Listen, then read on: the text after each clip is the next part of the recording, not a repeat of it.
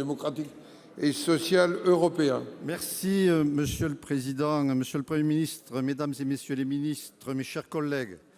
On le sait, dans notre pays, le tourisme est particulièrement impacté par la crise sanitaire. Aussi, les mesures annoncées par le dernier comité interministériel du tourisme en faveur des entreprises de restauration, les cafés, l'hôtellerie, l'événementiel, le sport, la culture sont tout à fait vitales.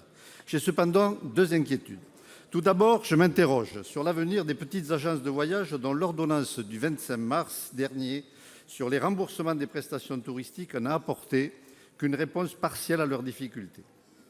Aujourd'hui, elles se retrouvent dans l'incertitude financière car prises en étau entre les demandes des clients et l'attitude des grands opérateurs d'hébergement ou de transport qui ne leur reversent pas les acomptes. Par ailleurs, je m'inquiète aussi sur le sort des centaines de TPE et de PME des secteurs connexes du tourisme qui sont menacés de faillite faute d'un soutien plus pointu. En effet, le tourisme, c'est aussi un ensemble de commerces liés à des petites entreprises dont la production a parfois été arrêtée 100% faute de débouchés. C'est en particulier le cas de la confiserie française dont l'activité dépend fortement de celle de l'événementiel ou des sites de loisirs. L'arrêt puis le redémarrage très lent des parcs de loisirs, des fêtes foraines, des manques de tourisme dans les magasins de souvenirs ou encore la faible fréquentation des aéroports, tous ces facteurs risquent de conduire à la fermeture d'entreprises de confiserie emblématiques de nos savoir-faire régionaux et bien souvent la fierté de nos patrimoines nationaux. Je pense par exemple à la maison Pécou en Tarn-et-Garonne, fondée en 1880, que connaît aussi très bien notre collègue François Bonhomme, ici présent, que j'associe d'ailleurs à cette question. Cette entreprise exportatrice de dragées dans le monde entier est menacée également en raison de l'arrêt de cérémonies religieuses. Dans ces conditions, pensez-vous, Monsieur le Ministre, que le recours à l'activité partielle, l'accès au fonds de solidarité ou encore l'exonération de charges sont suffisants pour sauver ces entreprises? Le gouvernement ne doit-il pas envisager des aides plus spécifiques pour sauver la confiserie française et toutes les petites PME et PME connexes au tourisme? Je vous remercie. Merci. Pour vous répondre, la parole est au ministre délégué chargé des petites et moyennes entreprises, Monsieur Alain Griset. Vous avez la parole. Bien, Monsieur le Président, Mesdames, Messieurs les sénateurs, Monsieur le sénateur Yvon Collin. Dès le début de la crise, le gouvernement a mis en place une très large palette de mesures pour accompagner l'ensemble des TPE-PME. Le fonds de solidarité, le prêt garanti par l'État, les exonérations ou le report de cotisations sociales et l'activité partielle. De plus, le gouvernement a accordé la possibilité de reporter les échéances fiscales.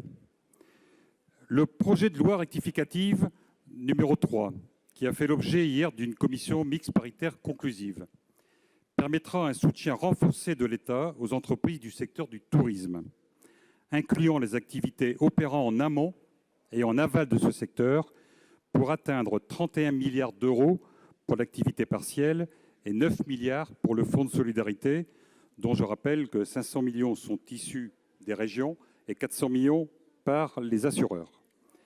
Ils sont complétés par des plans de soutien d'urgence aux secteurs les plus touchés par la crise.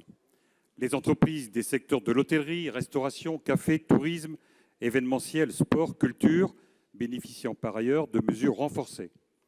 Prise en charge à 100% de l'indemnité d'activité partielle jusqu'en septembre, accès au fonds de solidarité jusqu'en fin 2020, avec un accès élargi aux entreprises de ces secteurs ayant jusqu'à 20 salariés et réalisant un chiffre d'affaires allant jusqu'à 2 millions d'euros.